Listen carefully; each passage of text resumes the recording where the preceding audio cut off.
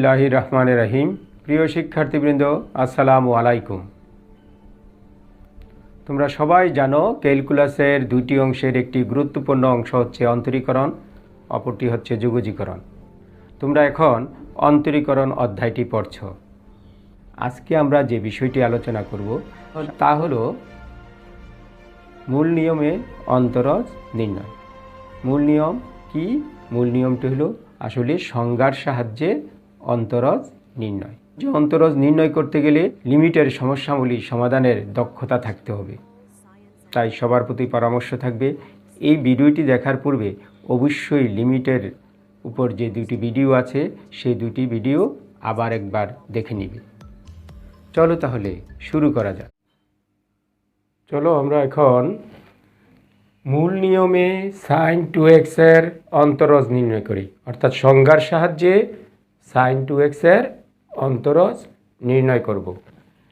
তো মনে করি f of x is equal to sin 2x। তাহলে ফাংশনটা কিভাবে কাজ করছে দেখো, f of x is equal to হচ্ছে sin 2 times x। তাহলে আমরা যদি বলি যে f of x plus h, তাহলে কি হবে sin 2 times x plus h। তাহলে এইটা থেকে আমরা বলতে পারি কি sin 2x plus 2h। এখন দেখো অন্তরজের সংজ্ঞানুসারে ddx f of x কি? ddx f of x হলো limit h tends to 0 f of x plus h minus f of x divided by h। তাহলে বলো অন্তরজের সংজ্ঞানুসারে তাহলে আমরা কি লিখতে পারবো? ddx sin 2x ddx sin 2x equal কি হবে? লিমিট h টেন্ডস টু 0, উপরে কি হবে f of x plus h। f of x plus h কত? sin 2x plus 2h minus f of x, minus f of x মানে sin 2x divided by h। Okay, এখন আমরা এখানে sin c minus sin d এর সূত্র প্রয়োগ করো। দেখো sin c minus sin d সমান কি? 2 cos c plus d by 2 into sin c minus d by 2। তো আমরা এখন এই কাজটি করব। লিমিট h টেন্ডস টু 0, উপরে কি হবে 2 cos c plus d by 2। আমাদের c হলো 2x plus 2h plus d by 2 into কি sine c minus d by 2, c minus d by 2 whole divided by h। Okay, তাহলে এখান থেকে আমরা লিখতে পারি এটাকে লিমিট h টেন্ডস টু 0,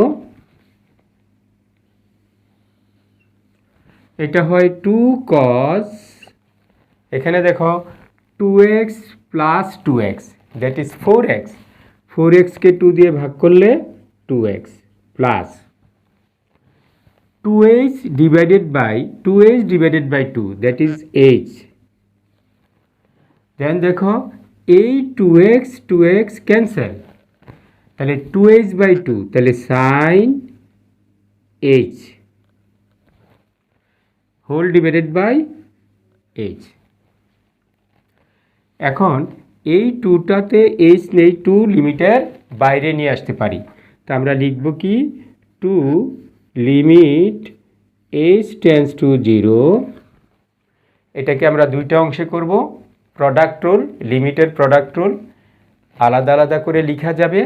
অর্থাৎ একটা পার্টে লিখব sine h by h, sine h by h into আর একটি ফাংশন বাকি আছে, এটা limit h tends to zero কী লিখবো বলো, কজ 2x প্লাস এইচ। এখন আমরা দেখি এই যে এই অংশটুকু,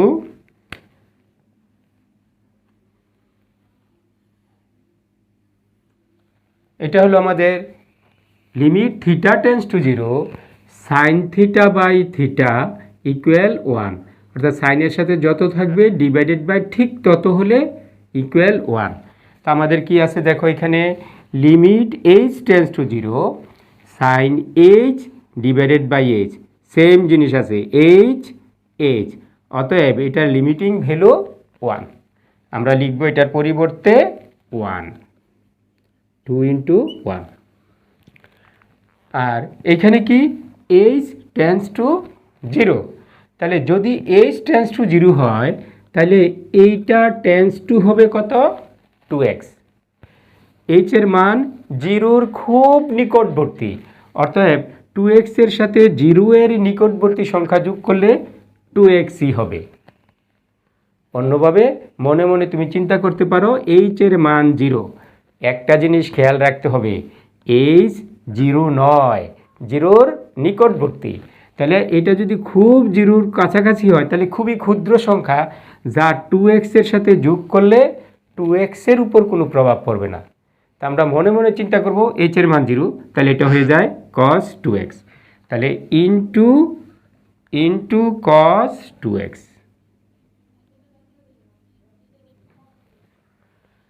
তাহলে দেখা যাচ্ছে ডিডিএক্স চূড়ান্ত সিদ্ধান্ত হলো আমাদের, অতএব ডিডিএক্স সাইন 2x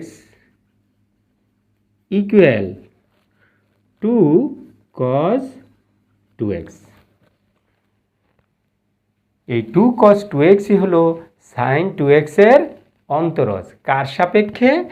x এর সাপেক্ষে সাইন 2x এর অন্তরজ। আমরা এখন মূল নিয়মে x এর সাপেক্ষে ন্যাচারাল লগ x এর অন্তরজ নির্ণয় করব। ন্যাচারাল লগ x এটি প্রকৃতপক্ষে এটি ই ভিত্তিক লগ, অর্থাৎ এটা হলো ই ভিত্তিক লগ x, এটাকে আমরা বলি ন্যাচারাল লগ x এবং লেখা হয় কি ln x। এখন মনে করি ফাংশনটি হলো f of x equal natural log x। অন্তরজ নির্ণয় করতে হলে আমাদের বের করতে হবে function of x plus H. এর অর্থ কি? x এর পরিবর্তে x প্লাস এইচ, তাহলে এটা কি হবে natural log x plus h. এখন অন্তরজের সংজ্ঞানুসারে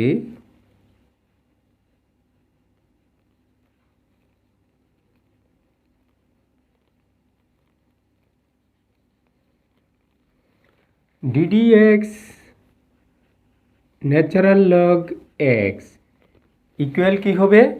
ইকুয়াল হবে limit h tends to zero,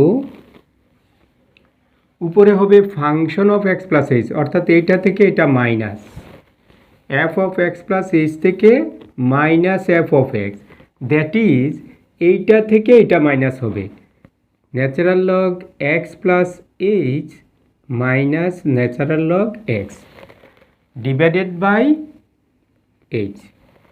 ওকে, এখন limit h tends to zero,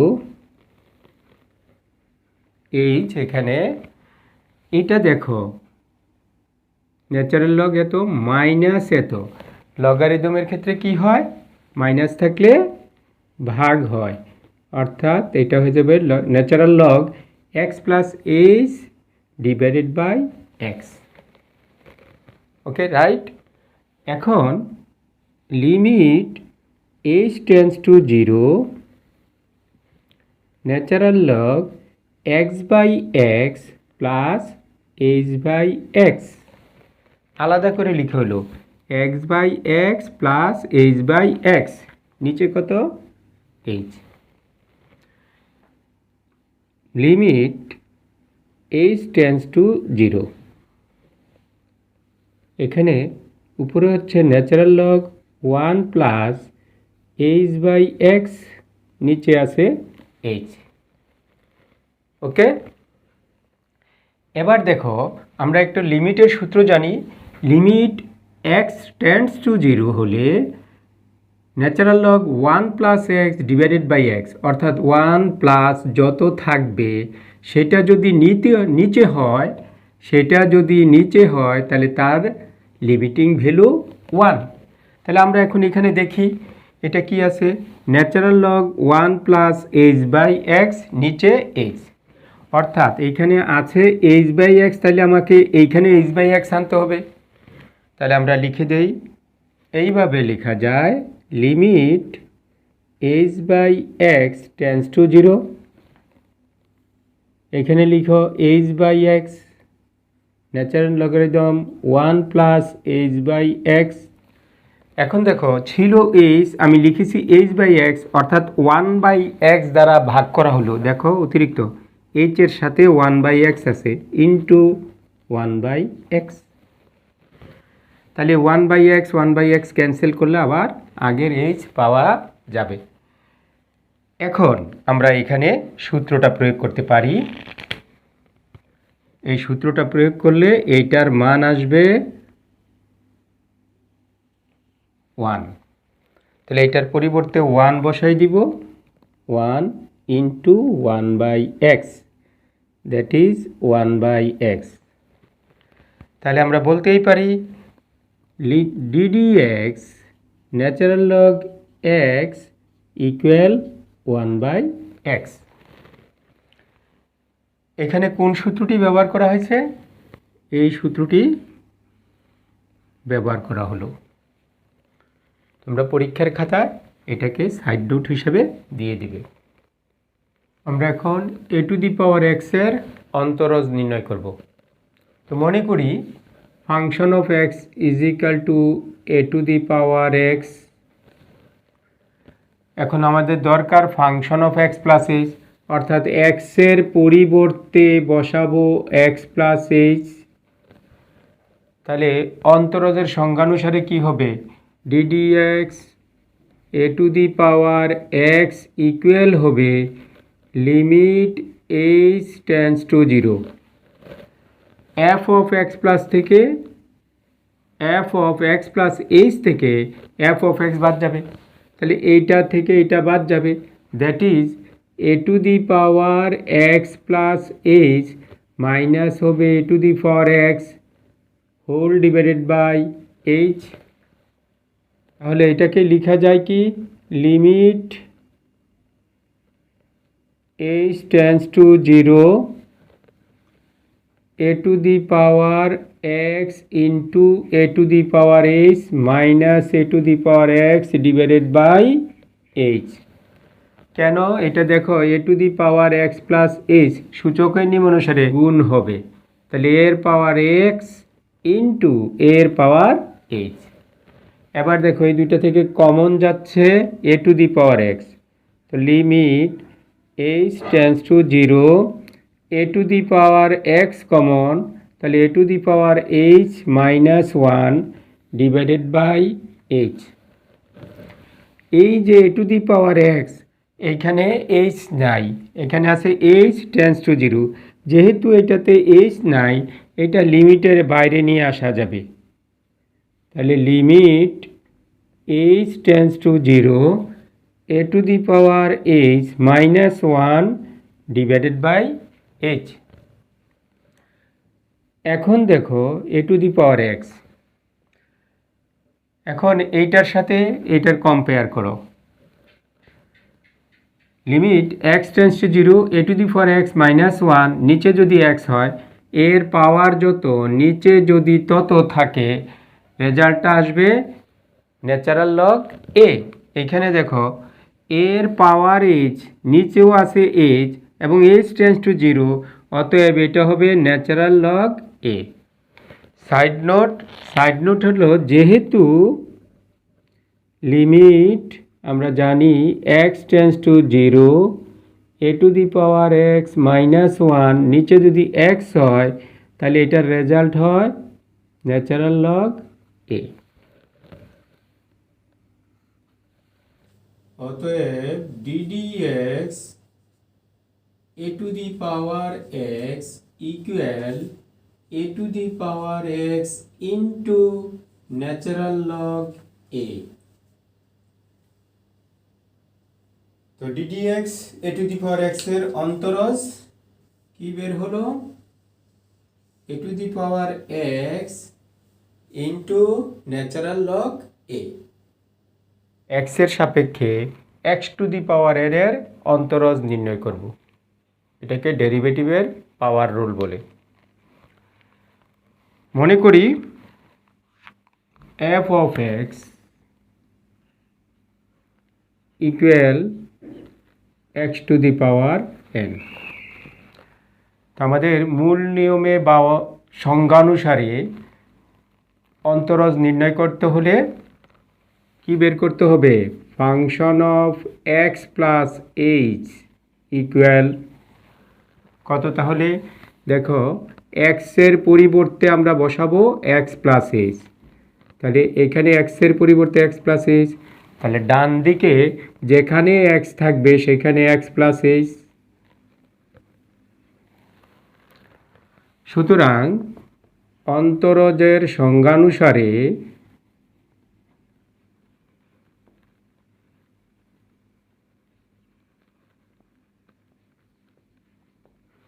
আমরা বলতে পারি ddx x to the power n equal, সংজ্ঞাটা ব্যবহার করব, লিমিট h টেন্স টু 0, উপরে কি হবে function of x plus h. তো function of x plus h মানে x plus h whole to the power n minus function of x that is x to the power n, আর নিচে কি divided by whole divided by h. এখন আসলে এইটার limiting value আমরা যা পাবো এইটাই হবে আমাদের x to the power N এর অন্তরজ। তাহলে আমাদের এখন কাজ হলো এটার লিমিটিং ভ্যালু নির্ণয় করা। এখন দেখো এইখান থেকে আমরা যদি এখন ধরি x plus H equal y, that is h is equal to y minus x। যদি আমরা এই প্রতিস্থাপনটা করি x plus h is equal to y, then h is equal to কত y minus x। আমাদের এখানে লিমিটিং ভ্যালুটা হলো h tends to 0, অর্থাৎ h এর মান 0 এর নিকটবর্তী। তাহলে h tends to 0 হলে আমরা কি পাবো, y minus x tends to 0, this implies y tends to x। তাহলে দেখো প্রতিস্থাপনগুলো করলে আমরা পাচ্ছি y tends to x, h এর জন্য y minus x, h প্রতিস্থাপিত হবে y minus x দ্বারা, আর উপরে x plus hটা হলো y, তাহলে y to the power n minus x to the power n. Okay, এবার দেখো এইটা লিমিটের একটি গুরুত্বপূর্ণ সূত্রের ফর্মে চলে আসলো। সূত্রটি কি একবার দেখে নাও, limit x tends to a x to the power n minus a to the power n divided by যদি এক্স মাইনাস এ হয় রেজাল্টটা হবে n a to the power n minus 1। একটা জিনিস খেয়াল করি, এই রেজাল্টটার দিকে পাওয়ার আসবে আর এক্স যাচ্ছে কার দিকে, এর দিকে, অর্থাৎ এক্স এর মান যার নিকটবর্তী এটা হবে তার পাওয়ার হবে n মাইনাস 1, অর্থাৎ যত ছিল তার চেয়ে কম। তাহলে শিক্ষার্থীরা এখানে দেখো limit y tends to x, that is y x এর নিকটবর্তী, yটা x এর নিকটবর্তী। ফর্মটা দেখো ওইটার সাথে মিলে যায়, y two the power n minus x to the power n, নিচে y মাইনাস এক্স। তাহলে আমি দেখব এখানে পাওয়ার কত আছে, পাওয়ার আছে n, আমরা লিখব n। y কার নিকটবর্তী, x এর নিকটবর্তী, তাহলে আমরা লিখব x। পাওয়ারে কি হবে, যা ছিল তার চেয়ে এক কম। এখন খেয়াল করো এখানে ছিল n, তাহলে n মাইনাস 1। এটা কি কারণে হলো, এইটার সাইড নোট হলো limit x tends to a, x to the power n minus a to the power n divided by x minus a হলে এর রেজাল্ট হয় n a to the power n minus 1। আমরা এখানে এই সূত্রটি প্রয়োগ করে কি পেলাম, n x to the power n minus 1, that is আমাদের রেজাল্ট চলে আসলো ddx x to the power n equal n x to the power n minus 1। এটাকে বলে ডেরিভেটিভের পাওয়ার রুল, অন্তরজের পাওয়ার রুল।